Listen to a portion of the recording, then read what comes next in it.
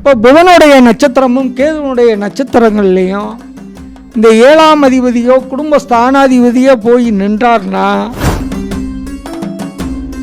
இந்த திருமண பொருத்தம் பார்க்கும்போது சில விதி விலக்குகளெல்லாம் நீங்கள் ஆட் பண்ணாதீங்க. விதி விலக்கு இப்படி இருந்தால் நல்லாயிருக்கும், ஆரோகணமாக இருந்தால் நல்லாயிருக்கும், இன்னும் அவரோகணமாக இருந்தால் நல்லாயிருக்கும் அப்படின்லாம் நீங்கள் ஆட் பண்ண.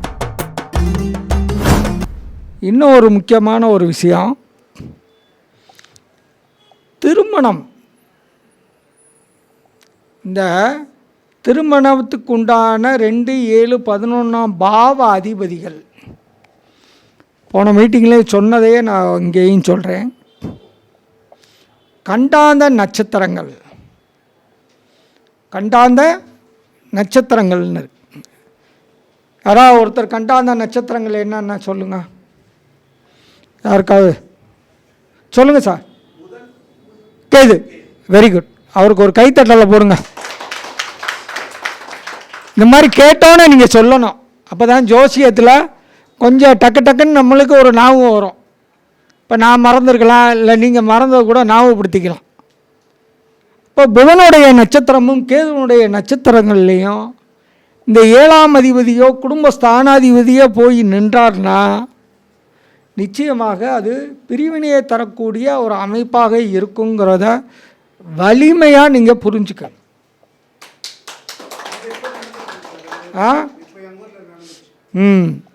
இது பாயிண்ட்டாக நான் சொல்கிறேன், பின் பாயிண்ட்டாக நம்ம எடுத்துக்கலாம். அப்போ இதை பார்த்துட்டோம்னு இங்கே முடிஞ்ச அளவுக்கு ஜாதகத்தை இன்னொரு நல்ல ஜோசியராக பார்த்துக்கங்க எதுக்கும் அப்படின்னு நம்ம கழிச்சு கட்டிக்கலாம். நம்ம பழி ஏற்க வேணாம். அது யாருக்கு நேரம் சரியில்லை அந்த ஜோசியர்கிட்ட போயிடும். சரிங்களா? சரி.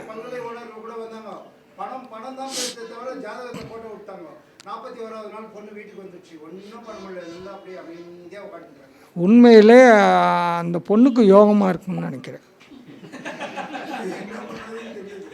நான் கலந்துக்கிட்ட நம்ம ஒரு ஜோடருடைய குடும்பத்திலேயே ஒரு குடும்பத்தில் கல்யாணத்துக்கு விஐபி கல்யாணம், அங்கே வந்த பூரா பார்த்தீங்கன்னா, இதை நான் ஜோக்காக எடுத்துக்கிட்டாலும் சரி எப்படி எடுத்துக்கிட்டாலும் சரி, நிறைய சாமியார்கள் மகான்கள் சட்டா முடியோடு வந்து ஆசீர்வாதம் பண்ணாங்க. நான் கீழே உட்காந்துக்கிட்டு நான் கமெண்ட் பண்ணிக்கிட்டு இருக்கேன், கல்யாண வீட்டில் இருக்குடா சன்னியாசி பயிலாக உட்காந்து கூப்பிட்டுக்கிட்டு இருக்காங்க அப்படின்னு. சார் கல்யாணம் முடித்தோம் 4ஆவது நாள் பொண்ணு மாப்பிள்ளையும் சண்டை போட்டு சரியில்லை, மாப்பிள்ளை சரியில்லைன்னு பிரச்சனை ஆகிப்போச்சு. சார் ஆசீர்வாதம் பண்ணுறதுக்கு நம்ம ஒரு குடும்பத்தில்னா சொல்லுவாங்க, பெரியவங்க நல்லா வாழ்ந்தவங்க ஆசீர்வாதம் பண்ணணும்பாங்க. அவனே வெட்டித்தனமாக குடும்பம் வேணாம் குலம் வேணான்னு ஓடி போனவனை பிடிச்சிக்கிட்டு ஆசீர்வாதம் பண்ண வழங்குமா? நம்ம பேசுகிறது ஒன்று, ஆன்மீகத்துக்கு வேறு, குடும்பத்தில் ஜோடியாக ஜாலியாக இருக்க போகிறோன்னு அவன் விபூதி போட்டுச்சான்னா என்ன ஆகும்? அவனும் சாமியாராக போயிட்டான்.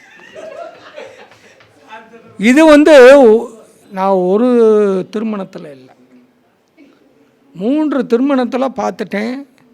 அப்போ அதுக்கப்புறம் தான் நான் போய் முடிவு பண்ணேன், நம்ம வீட்டில் கல்யாணம் வந்தால் எந்த சாமியாரையும் கூப்பிடக்கூடாது. ஏன்னா இது சென்டிமெண்ட்டாகவே அது மாறிடுது. அதனால் கவனமாக இந்த மாதிரி விஷயங்களில் போய் நீங்கள் சொல்ல போகும்போதே சாமியாரெலாம் கூப்பிட்டு வச்சு ஆசீர்வாதம் பண்ணாதாப்பான்னு சொல்லிடுங்க லைட்டாக. அன்றைக்கே ஜோசியர் சொன்னார் அப்படிங்கிற இடம் வந்துடும்.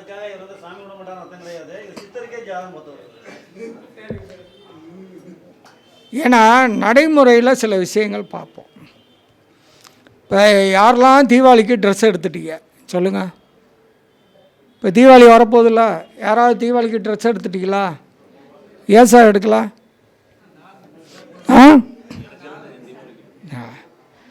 தீபாவளி இன்னும் வரல, தீபாவளியினுடைய காற்று இன்னும் வீசலை. இந்த ஆவணி மாதத்துலேருந்து வீச ஆரம்பிச்சிடும், துணி எடுத்துருவோம். தீபாவளி என்ன ஆகிடும், உங்கள் வீட்டுக்கு வந்துடும். ட்ரெஸ்ஸெல்லாம் எடுத்தாச்சுன்னா வந்துடுமா வராதா? அது மாதிரி இது ஒரு நம்ம தீபாவளி ஐப்பசி மாதம் வந்தாலும் ஆவணி மாதம் ட்ரெஸ்ஸை எடுத்து முடிச்சிட்டிங்கனாலே பக்கத்து வீட்டுக்காரர் கேட்கும்போது நீங்கள் என்ன சொல்லுவீங்க? அப்பாடா தீபாவளி தான் வரணும், மற்ற எல்லாமே முடிச்சாச்சு அப்படின்னு சொல்லி சந்தோஷப்படுவோம்ல. தீபாவளிக்கு நாள் வரைக்கும் நீங்கள் ட்ரெஸ் எடுக்கலை, நான் என்ன சொல்லுவீங்க? இன்னும் தீபாவளி வரலப்பா, நாளைக்கு தீபாவளிங்கிறாங்க, ஏன் தான் இந்த தீபாவளியை சொன்னாங்களோ, எவன் கண்டுபிடிச்சான்னு தெரியலன்னு அவனை நாள் வைவோம். நம்மளுடைய இயலாமை இன்னொருத்தரை வைய சொல்லுது. இப்போ ஜோசியம் பார்க்க போகும்போது நாம் சரியாக பார்த்துட்டோம்னா நம்மளுக்கு திருப்தி ஆயிரும்.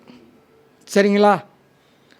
அதனால் தயவு செய்து இந்த திருமண பொருத்தம் பார்க்கும்போது சில விதி விலக்குகளெல்லாம் நீங்கள் ஆட் பண்ணாதீங்க. விதி விலக்கு இப்படி இருந்தால் நல்லாயிருக்கும், ஆரோகணமாக இருந்தால் நல்லாயிருக்கும், இன்னும் அவரோகணமாக இருந்தால் நல்லாயிருக்கும் அப்படின்லாம் நீங்கள் ஆட் பண்ணாதீங்க. இன்னொரு ஜோசியர் என்ன சொல்லிடுவார் அப்படின்னா, எவன் பொருத்தம் பார்த்தது, நீங்களே சொல்லுவீங்களா மாட்டீங்களா? அதனால் முடிந்த அளவுக்கு இந்த பொருத்தமான விஷயங்களை நீங்கள் பொருத்தி பார்க்கும்போது நீங்கள் கையாள வேண்டியது என்னென்னா, ரூலை மட்டும் கையாளுங்க. அவனே வருவான், இந்த பொண்ணு நல்லா வசதியாக இருக்குது, இது எப்படியாவது பொருத்தம் இருக்குன்னு சொல்லிட்டிங்கன்னா எனக்கு சந்தோஷம்னு அவனே சொல்லிடுவேன். இது ஒரு நடப்பு. அப்போ நம்ம என்ன யோசிப்போம்? சரி ரொம்ப பார்த்து பிடிச்சி போயிருக்கு, பாவம் இவன் ரொம்ப நாள் அலைகிறான்னு நம்ம பொருத்தம் இருக்குன்னு சொல்லிடுவோம். ஆனால் இங்கே விதியை பார்க்க மாட்டோம், அவன் மூஞ்சியை பார்த்துருவோம். அது மாதிரி பொருத்த விஷயங்களில் அதை அவாய்ட் பண்ணியிருக்கு. இப்போ யாருக்கெல்லாம் பணம், ஜோசியருக்கு முதல் பணம் வேணுமா வேணாமா? எல்லோருக்கும் பணம் வேணும். இந்த பணத்தை ஈர்க்கக்கூடிய சில விதிமுறைகளை நம்ம முன்னோர்கள் சொல்லி வச்சுருக்காங்க. அதில் இந்த எண் கணிதத்தில் நான் ஒரு 20-25 வருடங்களாக குறைந்தபட்சம் அதில் ஒரு ஆய்வு பண்ணி வச்சுருக்கோம். எல்லோரும் பேரியல், எண்ணியல் இதெல்லாம் பார்த்துக்கிட்டு இருப்பாங்க. நீங்களும் நியூமராலஜிலாம் பார்த்துக்கிட்டு இருப்பீங்க. உங்களுடைய ஆதார் எண்ணு கடைசியில் 4 நம்பர் இருக்கும் பாருங்க. இதில் எத்தனை பேர்த்துக்கு அந்த நம்பர் தெரியும், ஞாபகம் இருக்குது? எடுத்து பார்க்கக்கூடாது.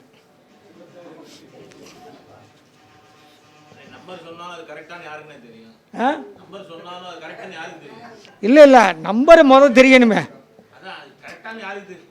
4 நம்பராக கொடுத்துருப்பாங்க, பார்த்துருக்கீங்களா?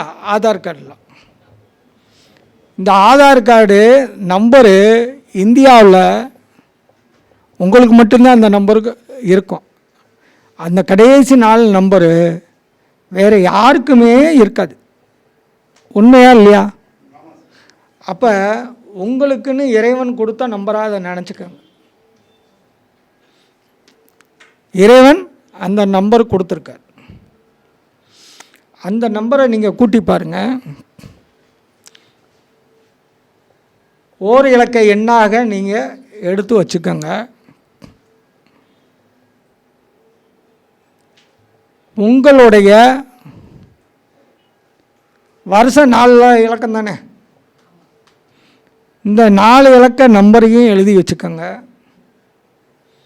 ரெண்டையும் கூட்டி பாருங்கள். உங்களுடைய பிறவி எண் தேதி இருக்குல்ல, பிறந்த தேதி, ஆங்கில தேதி, இந்த எண்ணுக்கு நட்பாக இருக்கா பகையாக இருக்கான்னு பாருங்கள். பெரும்பாலும் இந்த ஆதார் எண்ணும் உங்களுடைய வரிசை எண்ணையும், வரிசை எண், இயர் எண், அந்த 4 நம்பரை கூட்டி வச்சுக்கிட்டிங்கன்னா உங்களுடைய பிறவி எண்ணுக்கு 100%, 99 கிடையாது, 100% உங்கள் பிறவி எண்ணுக்கு சாதகமான எண்ணாகத்தான் இருக்கும். உங்கள் பிறவி எண்ணுக்கு வழிகாட்டி எண்ணாக தான் அந்த எண்ணு இருக்குமே ஒழிய நிச்சயமாக உங்களுக்கு எதிர்ப்பு சக்தியை தரக்கூடிய எண்ணாக இருக்காது. இதை நோட் பண்ணி செக் பண்ணி பாருங்கள். கடைசி 4 இலக்க எண் கரெக்டாக இருக்கா?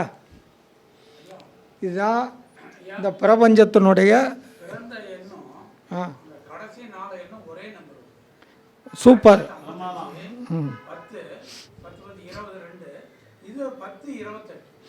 அதைத்தான் சொல்கிறேன். இது நாமளாக தீர்மானிக்கலை சார், இது நாமளாக தீர்மானிக்கலை. இந்த மாதிரி சில ஆய்வுகளை நீங்கள் பண்ணி பாருங்கள். அந்த ஆய்வு நோக்கத்தோடு நீங்கள் செஞ்சுக்கிட்டு வந்தீங்கன்னா ரொம்ப சிம்பிளாக ஜெயிக்கிறதுக்கு வழி கிடைக்கும். இப்போ ஒரு ஒரு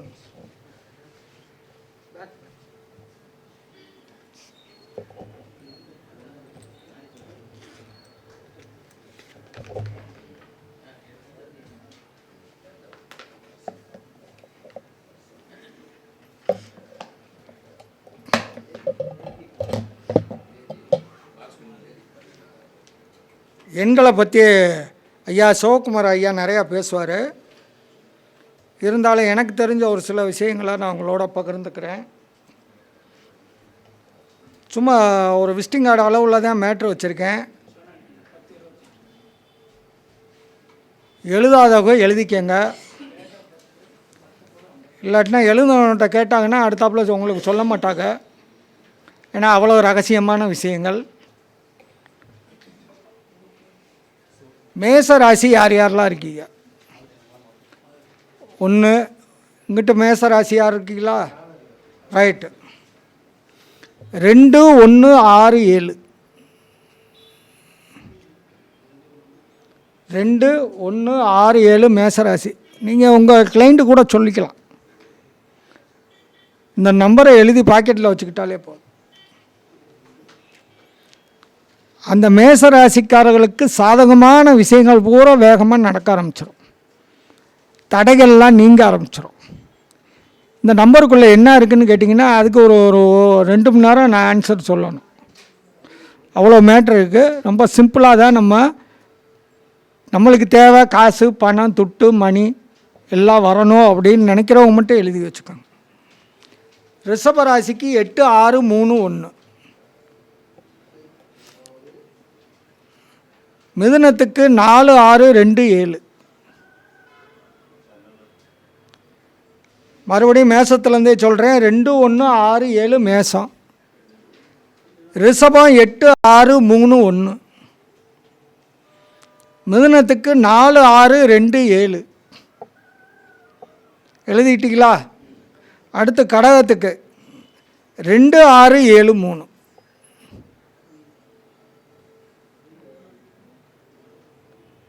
அடுத்த சிம்ம ராசிக்கு 7, 2, 3, 0. சிம்ம ராசிக்கு 7, 2, 3, 0. கன்னிக்கு 8, 9, 1, 4.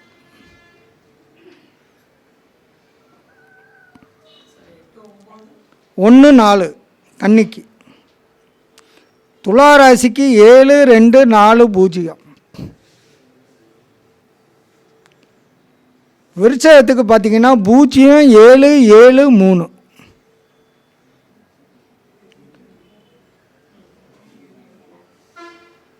தனுசுக்கு பார்த்தீங்கன்னா 8, 1, 5, 4.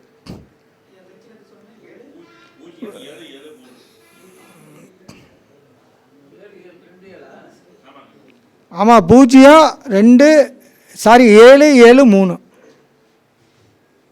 தனுசுக்கு 8, 1, 5, 4.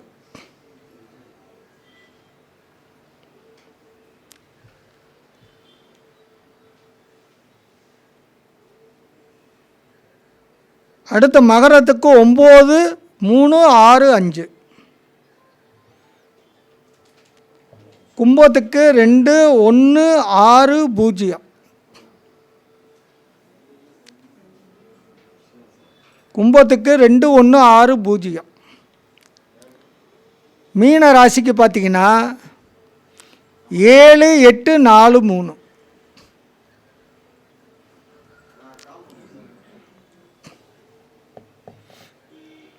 சரி, இது பூரா எதுக்கு? நான் நம்பரை எழுதி வச்சா என்ன கிடைக்கும்?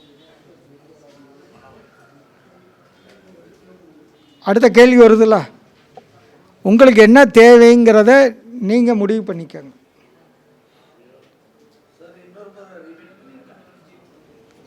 முதல்ல சொல்லவா? மேசத்துக்கு 2, 1, 6, 7.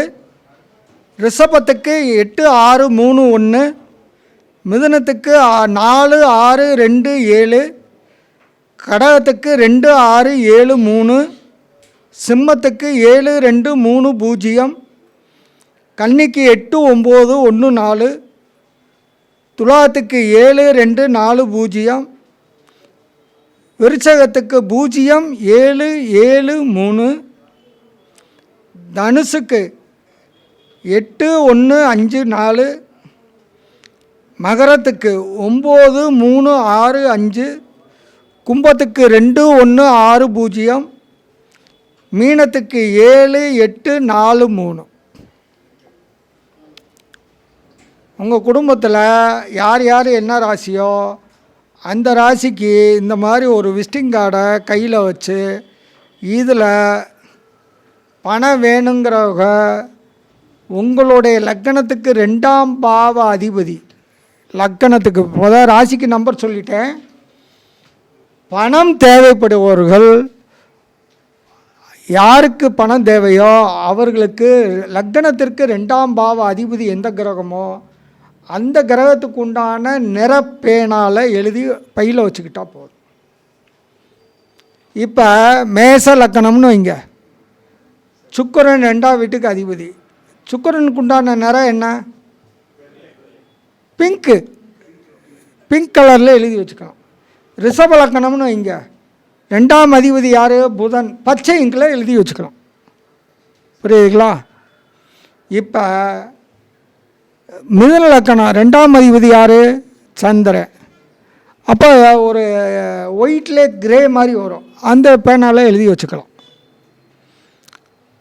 கடக லக்கணத்துக்கு ஆரஞ்சு கலரில் எழுதி வச்சுக்கலாம். இது பண சம்பந்தமான விஷயங்களுக்கு.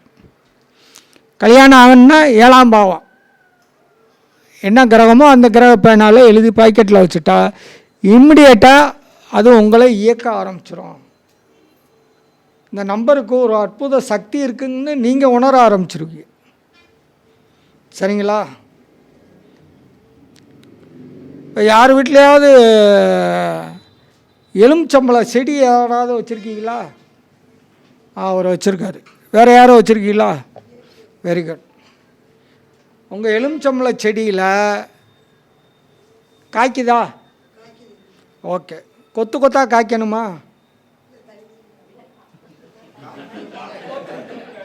தனித்தனியாக காய்க்கும்.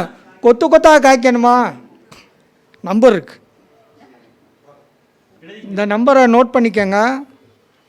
9 4 5 7, 9 4 5 7.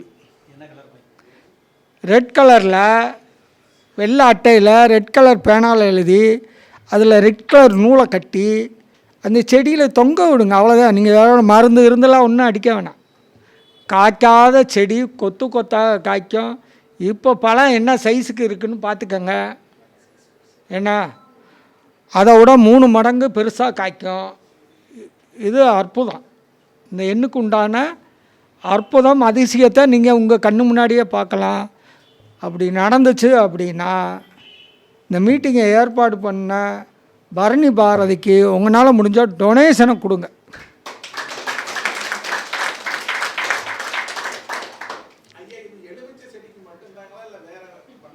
எலுமிச்சம்பழம்னு தனியாகவே சொல்லிட்டேன், அந்த செடிக்கு மட்டும்தான். எல்லா செடிக்கும் எல்லா நம்பரும் வேலை செய்யாது.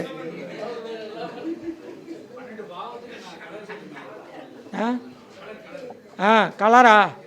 அது ஒன்றும் ரொம்ப ஈஸி தான். எதில் பஞ்சாங்கத்தில் பாருங்கள், புத்தகத்தில் பாருங்கள், இல்லை பக்கத்து ஜோசியரை பாருங்கள். தப்பாக சொன்னால் கூட சரியாக இருக்கும், பார்த்துக்குவோம். இப்போ இன்றைக்கி தங்கம் என்ன விலை விற்கிது? 1 கிராம் என்ன விலை?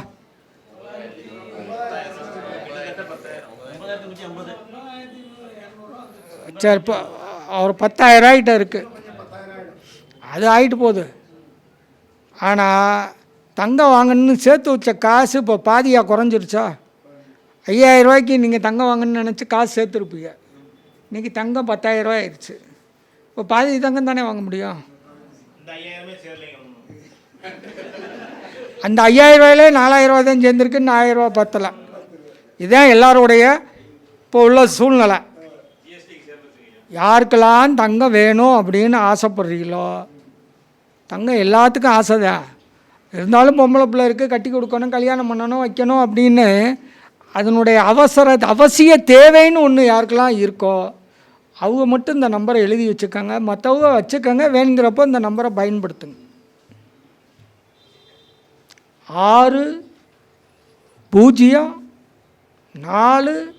6041 6041. ஒரு மஞ்சள் நிற அட்டையில் பிங்க் கலர் பேனால் எழுதி, நீங்கள் ஏற்கனவே நகை வாங்கின பெட்டி இருக்கும்ல, பாக்ஸு, தோடு பாக்ஸு, நெக்லஸ் பாக்ஸு, செயின் பாக்ஸ்லாம் இருக்கும்ல, அது வெறும் பெட்டியாக இருந்துச்சுன்னா அந்த ஒவ்வொரு பெட்டியிலையும் இந்த நம்பரை எழுதி வைங்க. மஞ்சள் நிற அட்டை, பிங்க் கலர் பேனா எழுதி மட்டும் வச்சு பாருங்கள். எண்ணி ஒரு மாதம் இல்லை, ஒரு வருஷத்துக்கு கூட வெயிட் பண்ணுங்கள். உங்களுக்கு தேவையான அத்தனை தங்கமும் உங்களுக்கு வந்துடும். வந்துருச்சுன்னா சந்தோஷம் தானே. அப்படி வந்துச்சுன்னா முதல் நன்றி பாரதிக்கு சொல்லுங்கள். இல்லை இல்லை இருக்கு, இல்லை அடுத்த லைனே அதுதான். அதில் ஒரு ஒரு 10 கிராம் வாங்கினீங்கன்னு, இல்லை இல்லை உங்களுக்கு முதல் சேருங்க. நீங்கள் சேர்த்து நீங்கள் திருப்தி ஆன பிறகு மற்றவங்களுக்கு கொடுங்க. அதோட எனக்கும் கொஞ்சம் சேர்த்து கொடுங்க.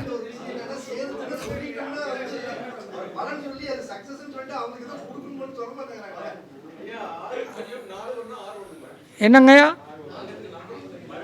6041 நம்பர் 41 6041.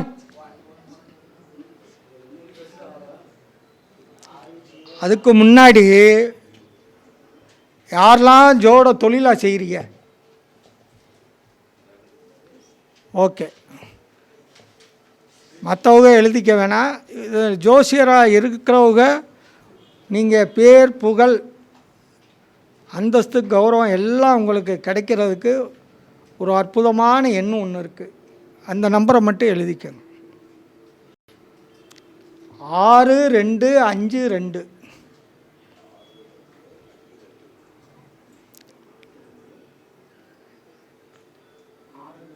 6252 6252. ஒரு பச்சை கலர் இங்கில் பிங்க் கலர் அட்டை, ரோஸ் கலரில் அட்டை இருக்கும்.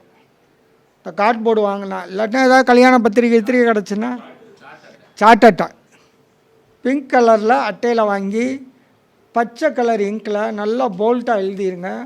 உங்கள் ஆஃபீஸில் உங்கள் கண்ணு பாடுற மாதிரி இப்படி டேபிளில் ஒரு அட்டையை வைங்க, பாக்கெட்டில் ஒரு அட்டையை வைங்க. அந்த அட்டையில் அந்த நம்பரை டெய்லி பாருங்கள். வேறு ஒன்றும் நீங்கள் செய்ய வேணாம். அதுக்கு பூஜை, புனஸ்காரம், பத்தி காட்டுறது, சாம்பிராணி காட்டுறதெல்லாம் அதெல்லாம் விட்டுருங்க.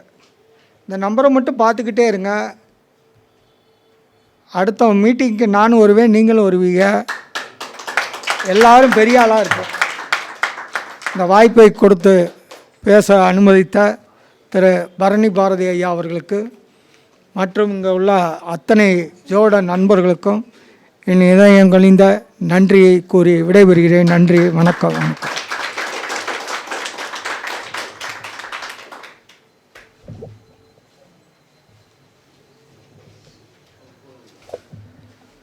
நீங்கள் எதிர்பார்த்த அளவுக்கு மேலே இருந்திருக்கும்னு எனக்கு நினைக்கிறேன்.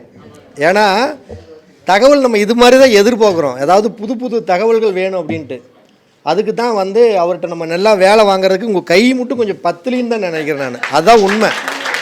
ஏன்னா அவர் சொன்ன கருத்துக்கள் எல்லாமே இன்றைக்கி ரொம்ப புதுசான தகவல். ஆனால் உங்கள்கிட்ட இன்னொரு சின்ன ஒரு கோரிக்கையும் நான் வைக்கிறேன். எல்லாத்துக்கும் நம்பர் கொடுத்தீங்க. நகை இப்போ எல்லாம் இன்றைக்கி எல்லாருமே நகை வச்சுருக்கிறாங்கன்னு பேர் தான் எல்லாமே பேங்கில் தான் வச்சுருக்குறோம். இதுதான் உண்மை. அதுக்கு ஒரு நம்பர் ஏதாச்சும் சொன்னீங்கன்னா முடிஞ்சால் நாங்கள் ஏதாச்சும் தீர்த்து அதை திருப்பி வீட்டில் வச்சுக்கிறதுக்கு ஏதாச்சும் ஐடியா பண்ணுறோம். ஏதாச்சும் இருந்தால் அதை கொஞ்சம் சொல்லுங்கண்ணா. இருந்தால் சொல்லுங்கண்ணா. பாதுகாப்பு அதான் உங்களுக்கு ரொம்ப முக்கியம். இல்லை ஐயா சொன்னது உண்மையிலே அருமையான விஷயம். அடமானங்கிறது நகை இருக்க தான் அடமானத்துக்கு போகும், காசு நம்ம கைக்கு வரும். அதனால் அடமானம் வைக்கிறது தப்பு இல்லை. அந்த அடமானத்தை திருப்பி நான் சொன்ன அந்த 6041 இருக்குது பார்த்தீங்களா, அதை எழுதி வச்சாலே அடமான நகை உங்கள் வீட்டுக்கு வந்துடும். புரியுதுங்களா? இன்னொரு முக்கியமான விஷயத்தையும் சொல்லிடுறேன்.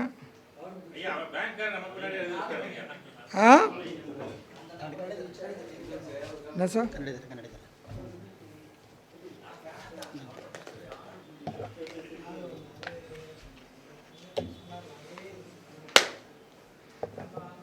அதாவது ஞாபகத்தில் இருந்தாலும் குறிப்பை பார்க்காம சொல்லி தப்பாயிருச்சுன்னு வைங்க, அதனுடைய விளைவுகள் ரொம்ப சிக்கலாகிடக்கூடாதுன்னு தான் சொல்லியிருக்கேன்.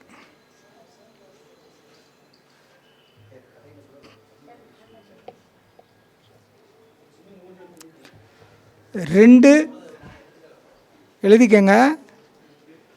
2 7 3 9. இந்த அடகு வச்ச நகை, அடகு வச்ச பத்திரம், அடமானம் வச்ச எந்த பொருளாக இருந்தாலும் உங்களுக்கு அது திருப்புறதுக்கு என்ன வேணும்? பணம் வேணும். அந்த பணத்தை வர வைக்கிறதுக்கு முதல் நம்பர் வேணும். புரியுதுங்களா?